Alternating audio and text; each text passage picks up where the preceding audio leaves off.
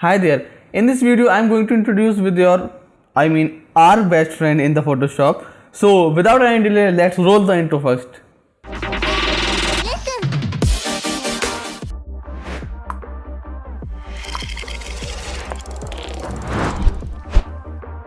Okay, let's start with the beautiful example of this beautiful picture, and let me show you the before of this image, before, and this is after. So I created this look by just using two slider which can be your best friend in the Photoshop. So let me show you how I did this. So I let me first create the color lookup table and select draw blue filter, I guess. Yeah, this looks good. Okay, so this looks much more than enough. Let me introduce first best friend from the Photoshop, which is opacity slider. So you can see the effect of this slider when I'm going to decrease its opacity. So let me stop around 50%, I guess. Yeah, this looks good. So this is before, this is after. So I think this is not a much more visible effect, but in the next layer you can see how much the opacity slider is important. So let me create color lookup table again, but this time let me select the late sunset filter. I know this looks much more horrible than Bhul Bhulaiya 2 Ghost, but we are going to correct this effect. So let me again take the help of the first best friend, which is opacity slider. So let me decrease its opacity to around 60%. Now this looks much better than previous version. But if I say I want to apply the same filter effect which is on the background in the midtones on the or the highlights of the subject with the same level of opacity of this layer to blend the filter between the subject and the background. So let me first create the mask of the subject where we want to decrease the effect of this filter. So let me go into the quick mask mode first by just pressing backslash key and just select the brush and increase the brush size to around this by just hitting right bracket arrow key, and this looks good to me. So let's paint with the black foreground color. So you can see the red effect here which shows where our brush effect. So let me paint this for you quickly. Let me decrease the size of the brush and let's paint here again. So if you don't see here clearly much because we set the flow so low that it can't ruin our selections or create the hard edges around the brush stroke. So let me first exit from this quick mask view and just enter into the mask view only by just holding alt or option button and just selecting the mask, and let me brush here properly. So as you can see that we left so many areas because of the darkness, or you can say that by my mistake. Now exit from this view and you can see that this is before, this is after. Now you can see that the filter we have applied on the overall image is not blending with the subject and the foreground. So to blend the filter very smoothly between the subject and the background, I am going to take the help of our second best friend, which is density slider of the mask. If you can't see the properties in the panel option, you just have to go in the window menu and just select the properties. Right now I've already selected this. So let me decrease the density to around. So let me take the snap here first to show you the before and after of using density slider. So let's take the snap again here and let's just decrease the density of the mask around 80%. This looks good to me, and let's take a snap again. So now this is before using the density of the mask and this is after using the density of the mask. You can see how smoothly colors are blending between the subject and background. So you can clearly see how smoothly this filter blends with the same level of opacity on the subject and the background. So this is it, and let me show you the another example where you can understand more clearly the importance of opacity and the density slider. So let me open the second example. So here is our second example. You can see that I already practiced on this image. So this is our before, this is after. So I'm going to create this effect again for the better understanding. So let me create the pop-up action here. So don't worry, I'm going to link all these actions link in the description box, so you can download from there. So let me collapse this matte finish action and play the fashion colors pop. So let me play this here. Now see, before and this is after. So you can see that we are missing out the details from the highlights on our model's hand. So let me remove this effect from our model's hand highlight by just using the blend diff of the underlying layer. So let me move the slider towards the left and feather this effect by just breaking this button and by holding Alt or Option. Okay, this seems good to me. Now see, we are not missing so much detail now. Let me again check it more. Now see. So by the way, if you wonder how I am fitting the image on the canvas, for this you just have to press Command 0 for the Mac user, for the Windows user Control 0. Anyway, let me play the matte action again in this example, and let me play the matte action again. So we again don't need the selective color layer here, and let me decrease curves opacity around 70%. So this is before, this is after. This adds the matte finish look to our image. Let me zoom out a little bit so you can see more clearly. This is before, this is after.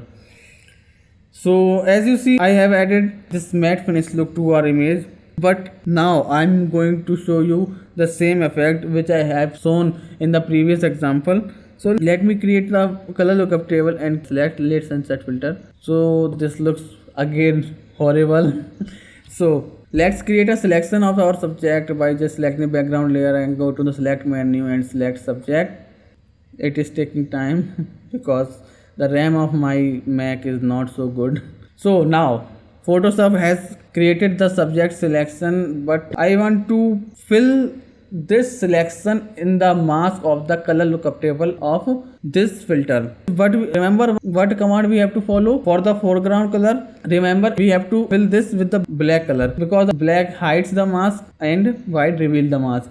So we have to hide the subject from this effect where our black color stands in the foreground. So for the foreground color you have to press Option Delete or Alt Backspace key, or for the background color you have to press Command Delete or Control Backspace key. So you can see that. Let's get rid of this selection. Now you can see how clearly the mask edge is visible now. So let me decrease the opacity of this layer to around 20%, I guess. So this is much better than previous version, but I want to take this trick to the next level by just using the density slider. So let me decrease the density to around 65%, and here I want to use another slider in the mask property, which is feather, to cancel out the edges present around the subject. So let me increase the feather to around 2. This looks good, I think. Now see, let me group all of these layers by hitting Command G or Control G for the window. So this is after, this is before. You can see this looks so flat image, but after applying these filters and taking the help from the best friend in the Photoshop, we achieve this result. This is before, this is after. Let me show you another example so that it is more understandable to you. So here it is. So you see, this is before, this is after again. So how I create this look? Simply by using the opacity and the density slider of the mask. So in this example, I would like to create a gradient map for giving the green look to the background and lighter effect of it to the foreground, I mean to the subject. So let's go into the greens and create a random gradient map from it. So I know this again looks horrible.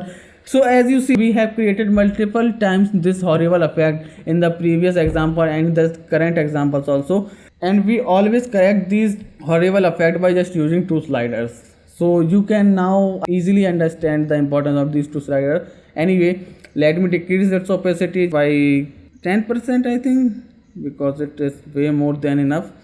So this looks good to me, and let me create a selection of the subject again. You can see we are following the same procedure in all the 3 examples, and we achieve the beautiful creative look. So you can see that this is the rough mask and this is not perfect here. So to correct this mask, you have to hold option for the Mac or alt for the Windows users and select the lasso tool for it, and just select the lasso tool and hold option or alt and get rid of this imperfectness.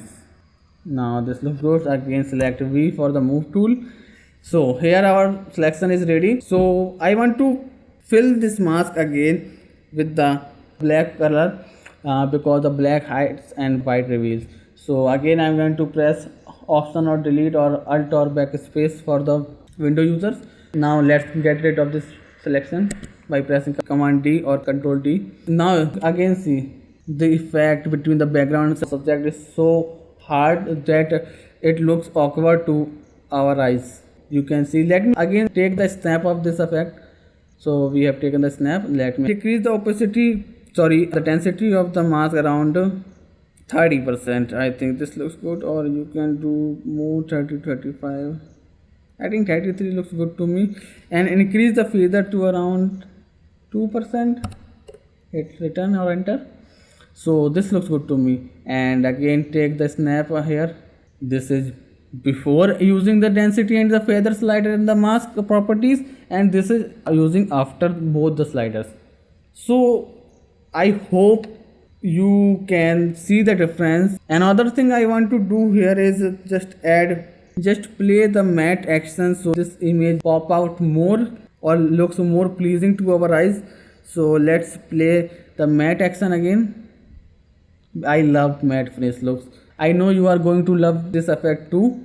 So the selector layer is not for our work. So let me decrease the matte opacity, or I mean curve layer adjustment opacity to around 30%, and copy the mask by just holding alt or option and dragging it to the current layer, as we want to replace this layer mask.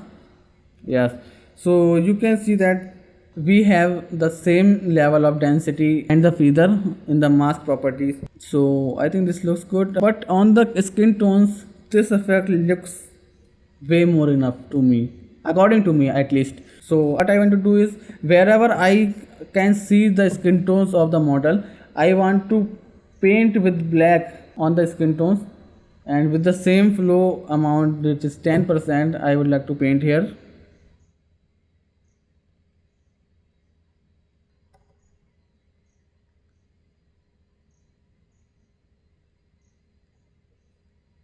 Let me group all these layers by creating a group of all of these layers. So you can see before, after.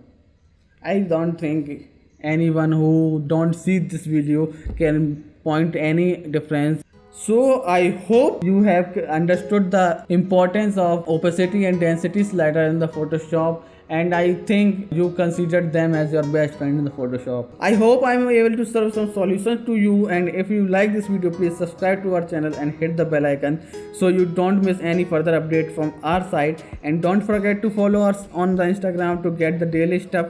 And if you have any suggestion regarding this video or any other video from our channel, so please mention in the comment box. We will happy to see you there. Till then, I got you in the next video, and bye bye and have a great day.